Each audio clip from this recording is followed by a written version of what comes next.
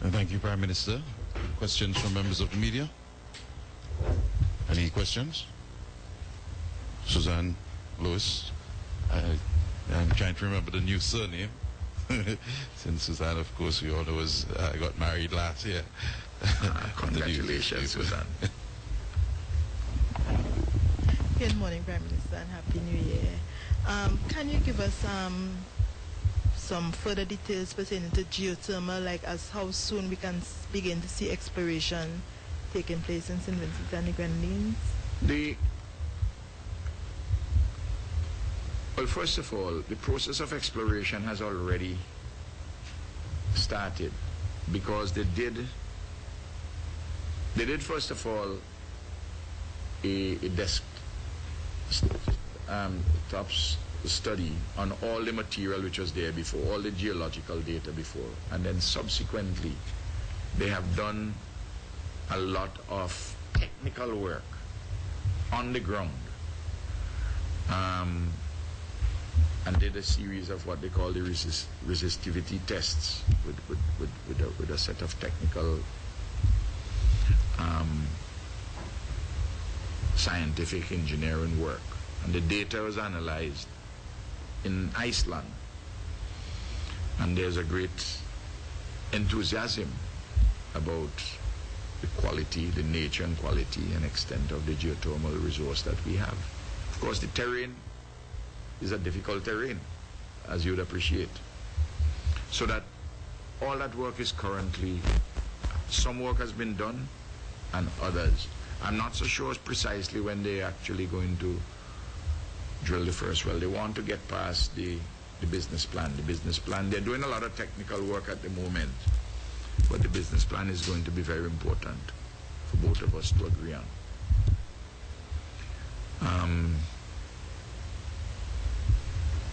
But they've said that barring something which is real problematic, that by the end of 2017 and early 2018 they should have a geothermal plant. Now, some of the resources I'm talking about earlier obviously will help us in putting inside of this project. So on those resources, I'm keeping my fingers crossed, as I said. Okay, another question, right? Along the Windward Highway, there are some dangers, like in Mount Grenan, Gos, Byra, and Firebu near to the Anglican Church, with falling rocks. Thankfully, it has always happened when nothing is passing, so we have not had any injuries. But at present, you know, there are some dry rocks where you can actually see the cracks, and they can fall at any time.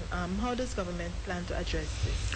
Well, they not only on an ongoing basis, Susan, Bragsa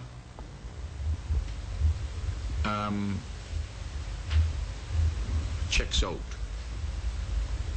what has happened. If you notice that at a number of areas on the Windward Highway, they cut the rocks in a very staggered way in order to try as best as possible to stabilize it. But of course, it's a problem. And they have it under constant review, and also the chief engineer. And they do at times address some of them. But you speak to some of the uncertainties with which we have the problems associated with. What also on the other side, you're talking now on the landward side, on the seaward side, we have a lot of problems. And this is where the climate change effects and the wave action is taking place. I see Frank here, and Frank will tell you, if you go down, you look Dark View, there's a problem at Dark View. Rosebank, you have a Chumuka, the birthplace. They had a big one at Layu. We had to sort out that problem. At the same place at Bayabu, near to the church, Well, I don't think the rocks fall right by near to the church, because below, because the composition of the rocks on that side near opposite the church, which is on the hill, is of a different type. But if you look to seaward side, there's a lot of erosion is taking place there. That is why we have to widen that road. And then we are doing studies for the, we have done a big chunk of work in front of Black Point. If you go there, you'd see Rafi did that piece of work, Rafi Crichton, under the supervision of the Ministry of Works. We have done some going up above Basin Hole. We did a lot there in front of where Ancilla Balcom lives.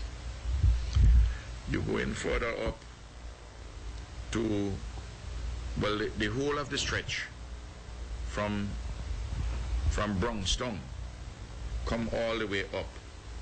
There's a study currently which is going on there to deal with the coastal study, because I have to do it properly. Sandy Bay, the coastal study should finish sometime this year, and we should start the Sandy Bay sea defense sometime after the middle of the year. So there are several. So you mentioned on the landward side, but also we have erosion problems on the seaward side. Plus, of course, we have the river defenses issues. This, from an infrastructure problem standpoint, and particularly with the kind of weather we have been having in recent years, it's a challenge, but it's a challenge which we have to meet, and we as you see the extent of the resources we are putting, we're stepping up to the plate. Right now, this year, you take on the environmental side of things, both in relation to the regional disaster vulnerability reduction project, which is financed by the World Bank, where we have over $100 million under that project. We are spending about $20 million or thereabouts on that, out of that money this year. But a lot of those monies are studies. We have some actual work being done. And then we have the National Disaster Management Reconstruction and Rehabilitation Project. And close to another $20 million being spent on that. That's CDB money.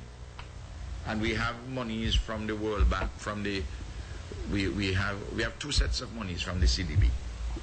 We have monies from the CDB relating to Thomas and the April floods. Some work we have done and some remains to be done.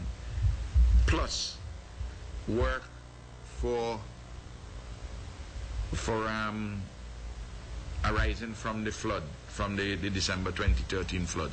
For the December 2013 flood, Susan, it's 24 point something million dollars in loan we're getting from the CDB. There's some immediate mitigation works,